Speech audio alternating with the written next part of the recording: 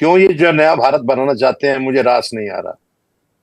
क्या मैं अपने धर्म के विरोध में हूं, या मैं बेवकूफ मूर्ख हूं कि मैं इनकी विद्वता की बात समझ नहीं रहा हूं। बटोगे तो कटोगे। भाषा देखिए, भाषा का इनका देखिए कितना। देखिए, वैसे तो बात करते हैं संस्कृति की, सभ्यता की। बटोगे तो कटोगे। नमस्कार दोस्तों, मैं हूं आपके साथ अरविंद। पेश है मशहूर शायर वसीम बरेलवी जी का वो शेर जो मोदी की चुनावी राजनीति पर एकदम फिट बैठता है। सरहद पर तनाव है क्या, पता करो चुनाव है क्या। दोस्तों, राजनेता जब जब चुनाव आया करते, सरहद पर फैले तनाव का लाभ उठा लिया करते चुनाव जीतने के लिए। मगर बात यहीं तक सीमित रह जाती तब तो ठीक था, मोदी इस मामले में 2 कदम आगे बढ़ जाते हैं। अब मोदी सिर्फ सरहद पर पसरे तनाव का, फैले तनाव का चुनावों में फायदा नहीं उठाते जो उन्होंने 19 में उठाया था। पुलवामा हमले के बाद बालाकोट एयर स्ट्राइक हुई और मोदी बार बार घर में घुस करके मारने की बात कहने लगे। हमारा सिद्धांत है, हम घर में घुस के मारेंगे।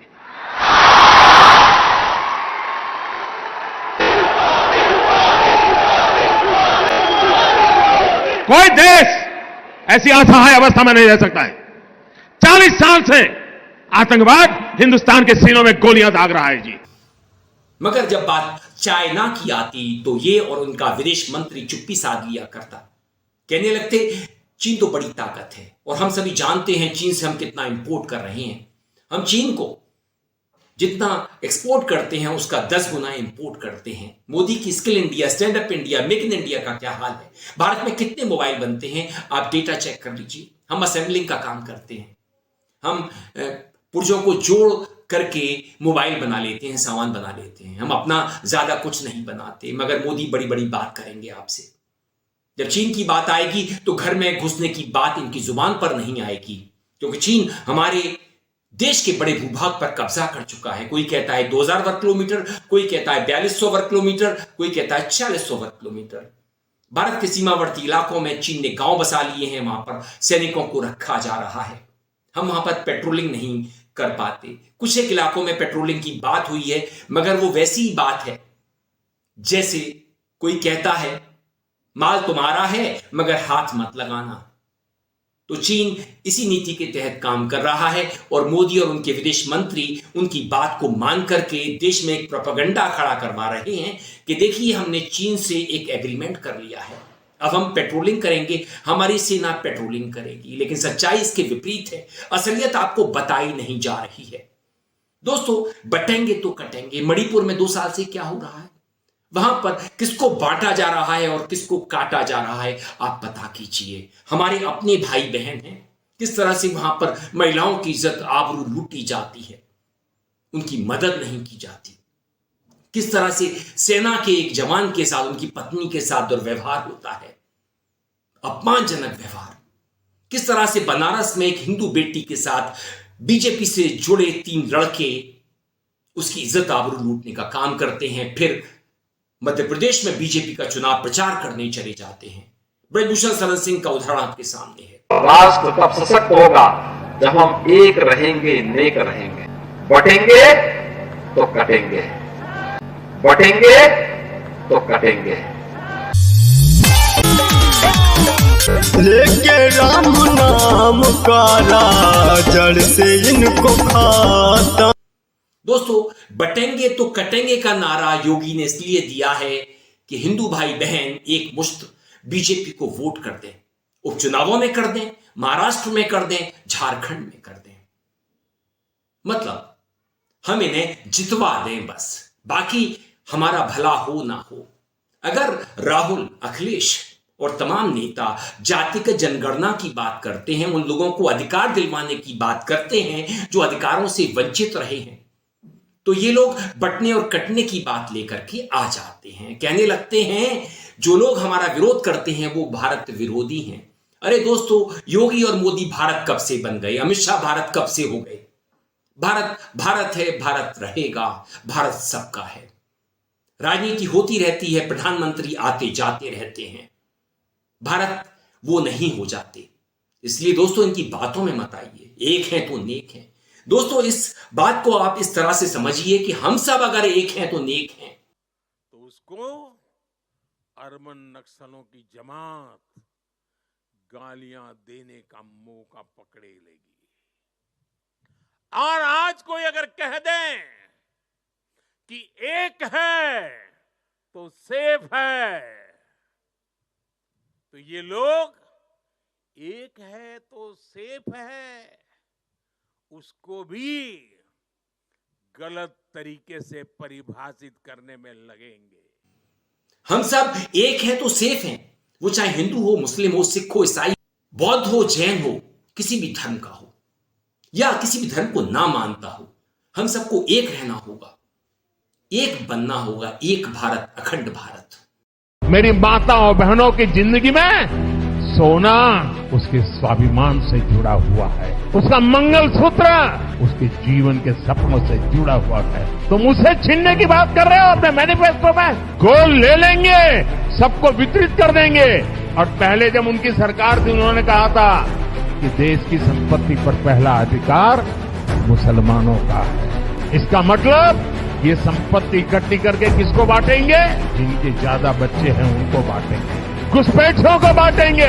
ये कटेंगे तो कटेंगे वाली बात को समझ लेंगे तो फिर आप राजनीति को समझ लेंगे।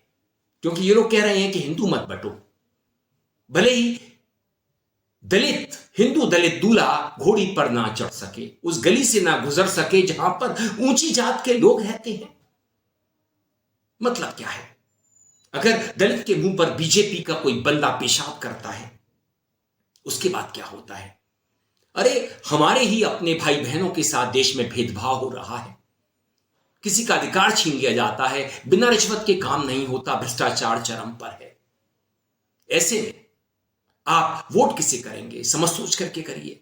देश में भ्रष्टाचार को लेकर के जो सेबी में हो रहा है, शेयर मार्केट में हो रहा है, अगर आप उसका विरोध करते हैं तो आपका नाम जॉर्ज सोरस से जोड़ दिया जाता है, राहुल का जोड़ दिया जाता है। इनके तमाम प्रवक्ता इस काम को भली भांति करना जानते हैं, देश का दुश्मन बताने लगते हैं उस व्यक्ति को जो मोदी का नीतिगत विरोध करता है। आप मार्केट के रेगुलेटर हैं, आप चेयरपर्सन हैं, आप आईसीआईसीआई बैंक से तनख्वाह ले रहे हैं, आईसीआईसीआई प्रूडेंशियल से तनख्वाह ले रहे हैं। हमारे सवाल अब आईसीआईसीआई बैंक से भी हैं, कटघरे में इस बैंक को भी खड़ा होना चाहिए। क्या आईसीआईसीआई ने किसी भी स्थान पर सरकार में कहीं भी डिक्लेरेशन की है कि ये तनख्वाह वो सेबी की मेंबर को, होल टाइम मेंबर को दे रहे हैं? अरे 2 करोड़ रोजगार प्रतिवर्ष कहां चले गए? वो काला धन जो नोटबंदी के समय में बताया गया था कि काला धन समाप्त हो जाएगा, फिर से काला धन जो मनी सर्कुलेशन है उसमें दिखता नजर आता है। कितना काला धन है? आतंकवाद समाप्त हो जाएगा। दोस्तों, जम्मू कश्मीर में घाटी में किस तरह से आतंकी हमले हुए हैं बीते सालों में, हम सभी जानते हैं। और बात अगर बांग्लादेश की जाती है तो शेख हसीना हमारे देश में शरण लिए हुए हैं, उनकी वजह से वहां हिंदू भाई बहनों पर हमले हो रहे हैं। और इतने हमले भी नहीं हो रहे हैं जिस तरह से देश में नैरेटिव बनाया जा रहा है। तो क्या हम अपने देश में मुसलमान भाइयों पर हमले शुरू कर दें? क्या हम एक दल को जितवा दें जो दल दलदल बन चुका है, जो पार्टी तोड़ने का काम करता है, जो भाजपा थी वो भांग्रेस बन चुकी है। वहां पर उन लोगों को टिकट मिलते हैं जो कांग्रेस से आते हैं, इंपोर्टेड नेताओं को।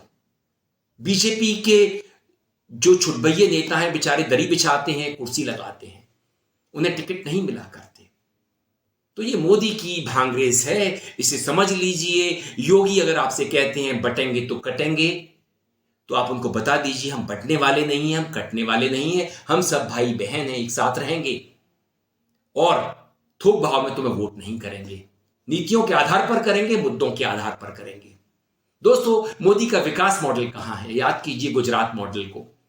वो कहीं धूल धुसरित हो रहा है, धूल चाट रहा है, क्योंकि मोदी के पास कोई विकास मॉडल था ही नहीं। उन्होंने जो बीते 10 सालों में वादे किए कभी निभाए नहीं।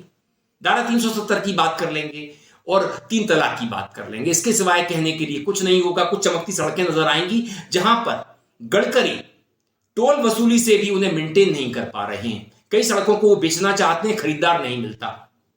और देश में जो देश की सड़कें हैं उनमें गड्ढे कितने हैं हम सभी जानते हैं। तो ज्यादा विकास की बात ये लोग ना करें, रोजगार की बात करें, उद्योग धंधों की बात करें, लेवल प्लेइंग फील्ड की बात करें। अगर चंद लोगों के हाथ में पैसा आ जाता है, 192-200 बिलियनियर नहीं बन जाते हैं, उन्हें ही ठेके दिए जाते हैं, उन्हें ही पोर्ट दिए जाते हैं, एयरपोर्ट दिए जाते हैं, अडानी को दिए जाते हैं, और रीरूटिंग से पैसा आता है। मुखौटा कंपनियां देश में अडानी के शेयरों को बढ़वाने का काम करती हैं, दाम बढ़वाने का। बड़ा पैसा अडानी बना लेता है। अंबानी 5,000 करोड़ की शादी करता है।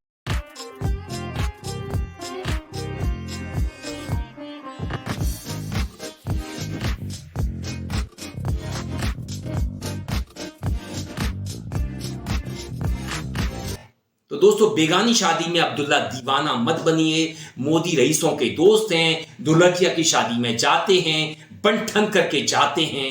वो अमीरों के यार हैं और गरीबों को वो और गरीब बनाना चाहते हैं, जिससे गरीब लाचार हो जाए।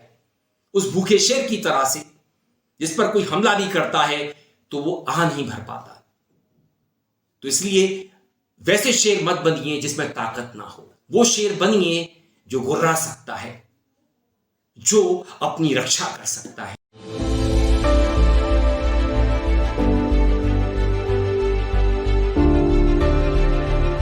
નરેન્દ્ર મોદી ડાયમંડ કિંગ ગણાતા સવજી ધોળકિયાના પુત્ર દ્રવ્યના લગ્નમાં પહોંચ્યા। અહીં તેમણે નવયુગલને कार्यक्रमों से इतर एक शादी समारोह में भी शिरकत की। आज देश का नागरिक कमजोर होता जा रहा है। जो आर्थिक रूप से कमजोर हो जाएगा तो शारीरिक रूप से भी कमजोर हो जाएगा। अब लड़ने लायक नहीं रहेगा, अपना अधिकार नहीं मांग पाएगा।